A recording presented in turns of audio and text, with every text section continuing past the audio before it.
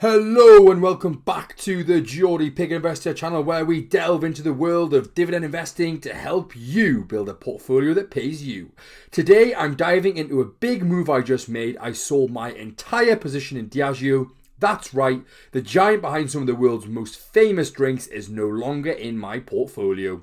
But this isn't just about me. I want to break down exactly why I made this decision, what red flags I see, and why you might want to reconsider holding Diageo too. Whether you're a current shareholder or thinking about buying in, this video will give you a fresh perspective on one of the biggest names in the beverage industry. So let's get into the real reasons behind this sale and what it means for your investments moving forward. Diageo is a global leader in alcoholic beverages, headquartered in London, UK. It owns some of the most recognisable spirits and beers worldwide. The company operates in over 180 countries and has a strong presence in premium and luxury alcohol markets. Some key stats to do with Diageo: they're currently priced at £19.77. They're part of the beverages industry, have a market cap at 43.93 billion.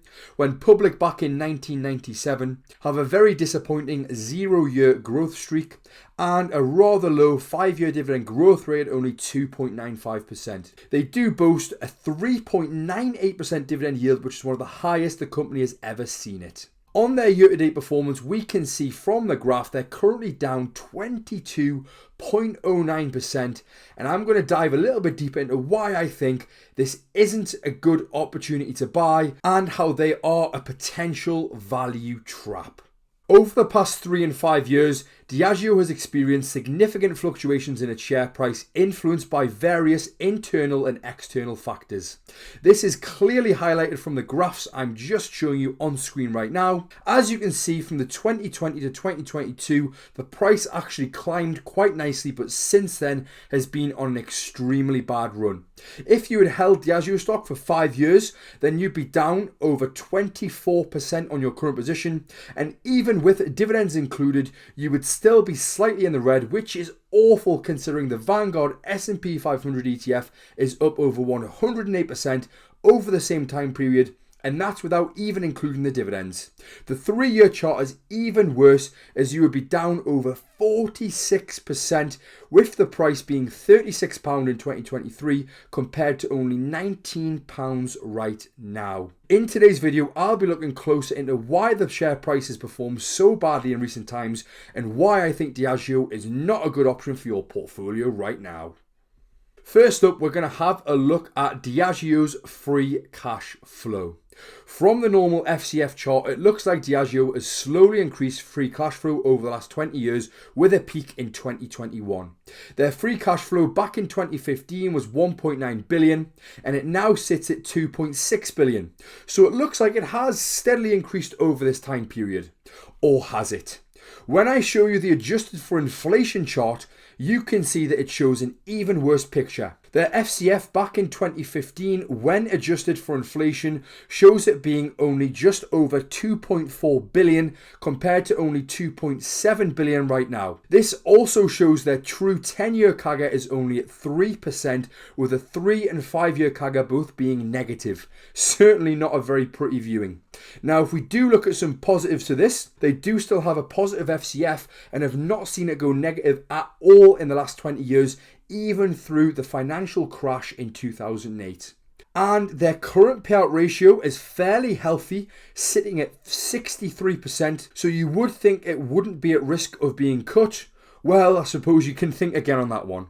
So they have also recently cut their dividend last year, which means you can't even expect to be receiving increasing consistent dividend payments from this company. Now we're going to have a little look at Diageo's most recent earnings call, which highlighted some key areas in the business. It's not all bad news for Diageo. It's seen some positive developments within the company, such as their productivity and cash flow. The company reported 700 million in productivity savings, contributing to an improved gross margin in the latter half of the year. This helped achieve a record 2.6 billion in free cash flow, attributed to effective working capital management.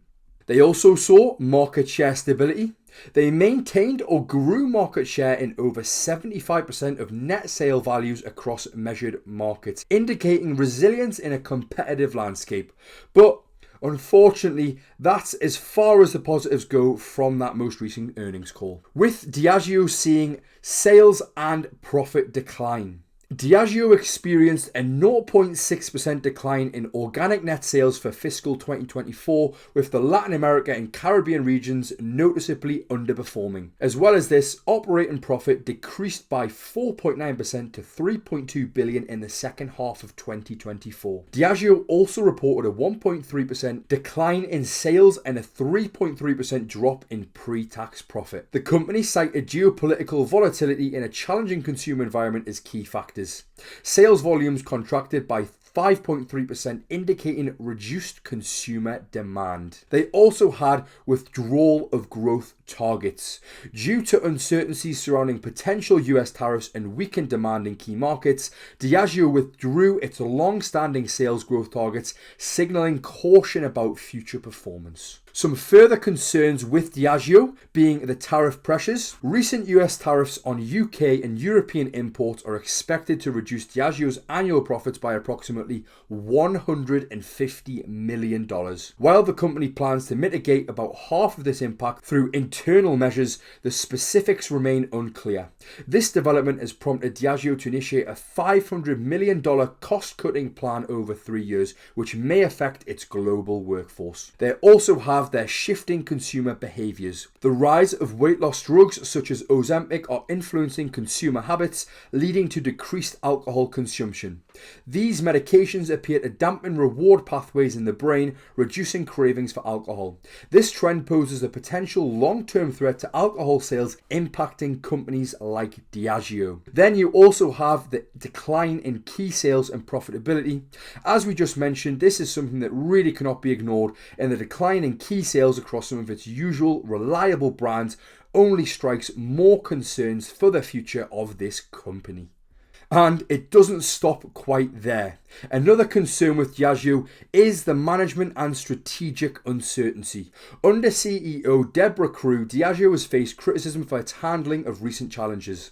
The company has withdrawn its medium-term sales growth guidance amid tariff uncertainties, leading to concerns about its strategic direction. Additionally, discussions about potentially selling major brands like Guinness have raised questions about the company's long-term vision, especially with Guinness being their biggest seller. If they were to lose out and sell that part of the business, I really don't know where they would end up heading.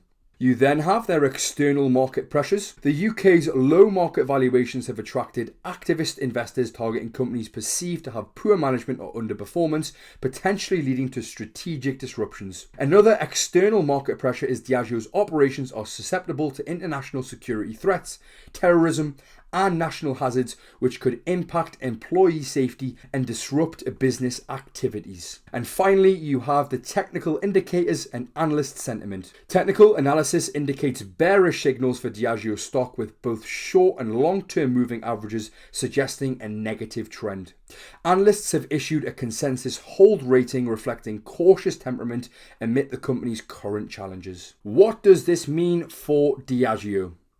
Well, it means that I sold my entire position, and even though I sold for a 20% loss, the stock has actually dropped a further 9% since I sold out, and I believe that money is much better off invested elsewhere, as I hate holding onto dead wood in my portfolio. This was a stock I bought right at the start of my investing journey before I understood how important it is to look and assess all aspects of a company before buying into it. This is one of those stocks that I regret buying, but we can't always pick out the best stocks, and it's important to learn from mistakes, so I see it as only helping myself for future investments, as trust me, this has only made me be even more careful moving forward when choosing potential stocks for my portfolio. Investing in Diageo plc currently presents several challenges. As we discussed today, the company has withdrawn its medium-term growth guidance due to macroeconomic and geopolitical uncertainties, including US tariffs, signaling caution about future performance.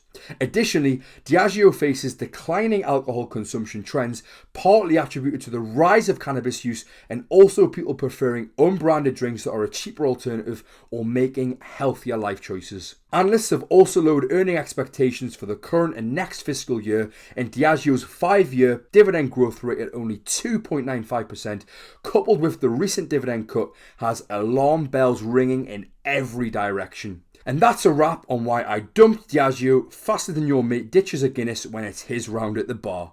Look, I love a good drink as much as the next investor, but not if it's pouring red all over my portfolio.